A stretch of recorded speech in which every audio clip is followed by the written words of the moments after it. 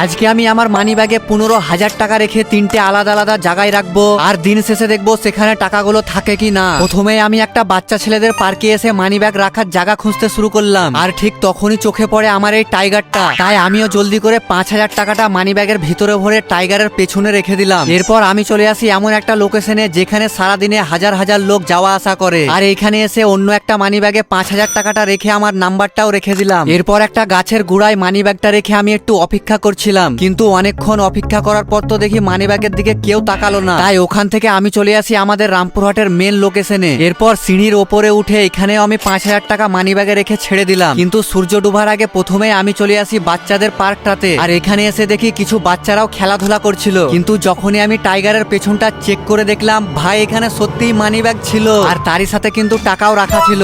এরপর আমি চলে আসি দ্বিতীয় লোকেশনে, কিন্তু অনেক এইদিক ওইদিক দেখার পর মানি ব্যাগটা তো আমি দেখতেই পেলাম না। আর এইখানে রাখা মানি ব্যাগটার কি হলো সেটা দেখার জন্য সাবস্ক্রাইব করে রাখো পার্ট 2 দেখার জন্য।